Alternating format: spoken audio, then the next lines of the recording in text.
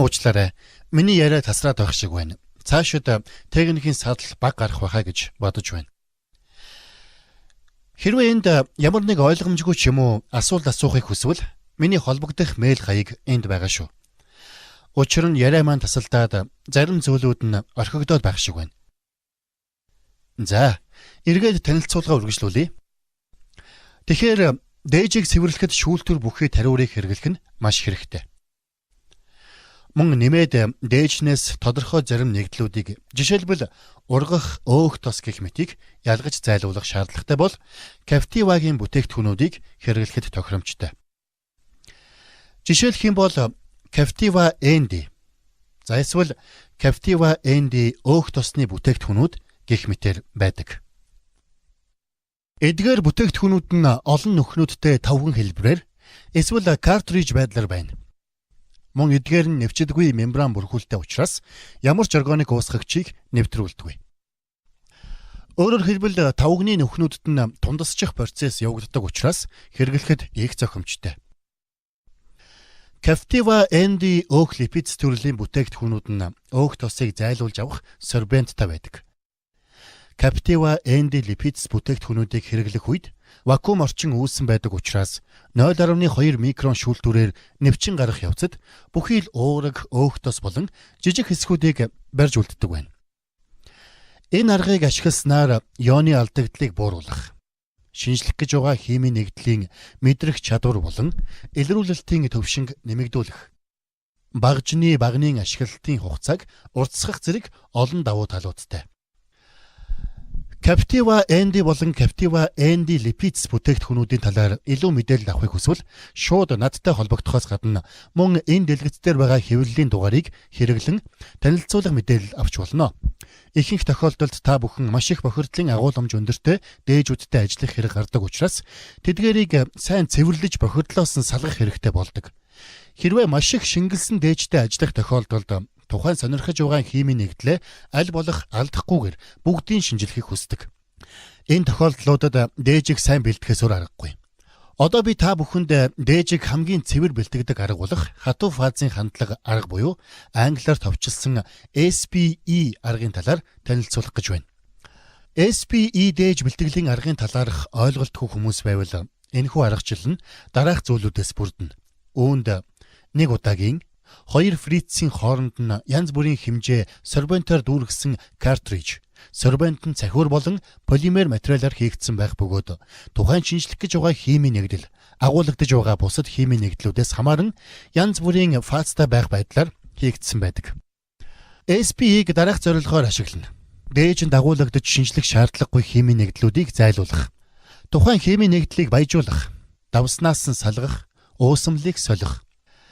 За, ингээд хэрхэн ашиглах талаар ярилцгаая. Эхлээд картрижаа чиглэж хэрэглэхэд бэлэн байдалд оруулаад дээжээ хийнэ. Энэ дэлгэцэн дээр чухам ямар зарчмаар ажиллахыг тайлбарлахын тулд шар гурвалжингаар дээжин дэх интерференц буюу шинжлэх шаардлагагүй дээжнээс салгах ёстой бодис 1-ийг, бодис 2-ыг ногоон цэгээр, харин бидний шинжлэх гэж байгаа бодисыг чирнээлэн ягаан өнгө бүхий одоор тэмдэглэлээ. За, ингээд бид нэр дээжээ картриж руу хийсэн тохиолдолд сорбент дээр шинжлэх гэж байгаа бодис болон интерференц 2 бодисууд наалдаж үлдээд интерференц 1 буюу зайлуулах шаардлагатай бодисууд уусмалтай цаг гараад явчихж байна. Үүний дараа бид нэгэн төрлийн угаах үйлдэлийг хийх бөгөөд зарим хүмүүс хэд дахин ч хийдэг. Харин энэ тохиолдолд бид нэг л удаа угаагаад бусад интерференцээс салгаж байна.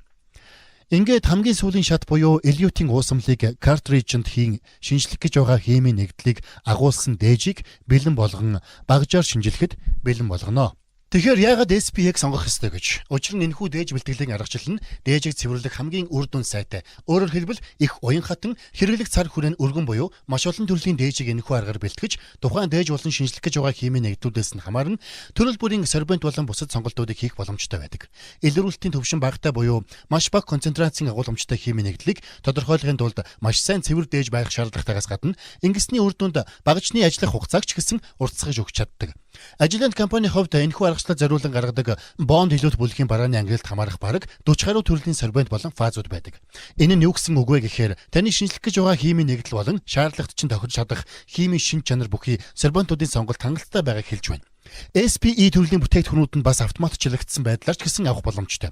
Ингэснээр мэдээж бүтээмж өндөртэй байх болно. Ер нь Agilent-ийн бонд илүүд бүтээгдэхүүнүүд зах зээлд нийлүүлэгдээд олон жил болж байгаа учраас таны шинжилгээтэй төстэй шинжилгээг хийж байсан эдгээр бүтээгдэхүүнүүдийн ашиглаж байсан талаарх мэдээлэл тэдгээрийн үр дүнгуудыг авах боломжтой гэж бодож байна. SPE арга бол дээжийг цэвэрлэх, шинжилгээний үр дүнг наривчлалтай өндөр гаргах, нэгж дээжинд оногдох зардлыг бууруулах зэрэгт хамгийн тохиромжтой шилдэг арга юм. Тэгэхээр дээжийг цэвэрлэн гэдэг нь зөвхөн ямар нэг шүүлтүүрээр шүүгээд авахаас өөр юм гэдгийг ойлгосон байх. Хэрвээ SPE-г хэрэглэснээс арай энгийн аргыг хэрэглэе гэвэл Future сууж болох юм. Future-ийн аргын хэрэглээ сүүлийн жилүүдэд их түгээмэл болоод байна. Энэ нэр нь англиар хурдан, энгийн, хямд, үр дүн сайтай, найдвартай, аюулгүй гэсэн үгүүдийн эхний үсгүүдийн нийлбэр юм.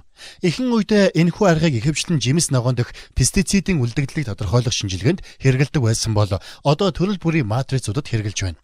Үүний үр дүнд дээжийг цэвэрлэхэд бага хугацаа зарцуулж шинжилгээ хурдан хийгдэж, ингэснээр илүү ногоон экологийн бүтээгдэхүүний хэрэглээ нэмэгдэж байна.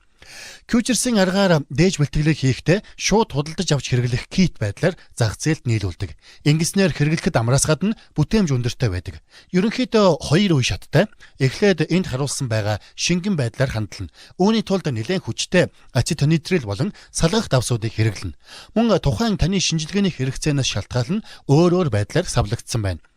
Энэ китэнд центрифугийн тюб тодорхой жим бүхий шууд хэрэглэхэд боломжтой давсууд байна. Дараагийн шатанд шингэн хандыг тюб руу шилжүүлж хийнэ.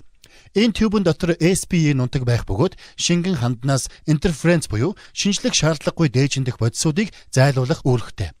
Сая энд ярьсан дээж бэлтгэлийн аргачлалын үе шатуудыг дараагийн слайдн дээр харуулна. Мэдээж хэрэг шинжилгээг маш олон төрлийн дээж өөр матрицанд хийх учраас тэр бүр зориулсан китүүд байгаа. Доторх сорбентууд нь ялгаатай. Жишээлбэл бидэнд илүү өнгөлөг буюу пигментийн агуулмж өндөртэй ногоо жимсэнд зориулсан кит, эсвэл илүү өөх тосны агуулмж өндөртэй дээжинд зориулсан гэх мэт олон төрлийн их байдаг. Зарим шаардлагатай сорбентууд нь центрифугийн хаан дотор талд нь байдаг. Жишээлбэл C18, PSA, GCB. C18 бол хамгийн түгээмэл хэрэглэгдсэн цахиурт суурилсан нөхөхгүй сорбент буюу шингээгч, үүнийг ихэнхдээ өөх тосыг матрицаас салгахад хэрэглэнэ. PSA гэдэг нь анхдагч болон хоёр дахь аминууд гэсэн үгийн товчлол. Үүнийг органик хүчил болон сахарын бүлгийн бодисуудаас цэвэрлэхэд их сайн. Хамгийн сүүлд нь GCB буюу графитын хар нүрсийг дээжиндэх пигментүүдээс салгаж цэвэрлэхэд их сайн байдаг. Дахин давтан хэлэхэд Futures нь бүх матрицуудыг цэвэрлэхэд хэрэгжилж болохгүй. Түүнээс гадна хэрвээ та өөрийнхөө шинжилгээнд тохирсон аргачлалыг өөрөө хөгжүүлж байгаа бол түүнд шаардлагатай материалуудыг ч гэсэн бид нийлүүлж болно. Future-ийг хэрэглэж эхэлсэн үеэс маш олон сорбентуудыг ашиглаж эхэлсэн байдаг юм. Гэхдээ сүүлийн үед шинээр Future-ийн 3 китүүд гарсан бөгөөд тэдгээрийн нэг болох EMR липидийн тухай та бүхэнд танилцуулахдаа баяртай байна. Энэ китийг гинжин хэлхээтэй дан нүүрс төрөгч өөх тосны нэгдлүүдээс цэвэрлэхэд хэрэгэлдэг. За тэгэхээр EMR lipids гэж яг юу вэ? Энд харуулснаар EMR lipid гэдэг нь цагаан өнгийн хатуу нунтаг бөгөөд үүнийг идэвхжүүлэхэд хандалсан дээжнээс өөх тостой адилхан туйлт бус нэгдлүүд хоорондоо харилцан таталзах зарчмаар хэмжээнээс нь хамааран уусамлаас салгаж цэвэрлэгддэг. DESP тюбд усын нэмэхэд сорбент болон матрицын хооронд туйлт бус нэгдлүүдийн харилцан үйлчлэл улам нэмэгдэх бөгөөд ингэснээр матрицаас нь салгадаг. EMR липид нь хандалсан дээжнээс өөх тосыг сонгомол байдлаар зайлуулдаг. Тийм учраас тухайн химийн нэгдлийн хэмжээ, хэлбэр зэрэг нь ямар EMR-ыг сонгоход чухал хэрэгтэй. Өөрөөр хэлбэл агуулгадж байгаа химийн нэгдлүүдийн талаарх урьдчилсан мэдээлэлтэй байх. Энд би хоёр жишээн дээр ярив. Зөвхөн хоёр төрлийн тосны төсөөллийг авч ярилцъя.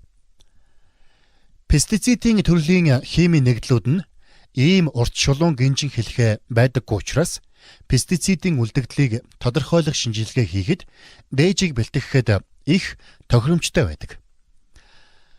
Түүнээс гадна хэрвээ таны шинжлэх гэж байгаа химийн нэгдэл чинь гинжин урт хэлхээтэй.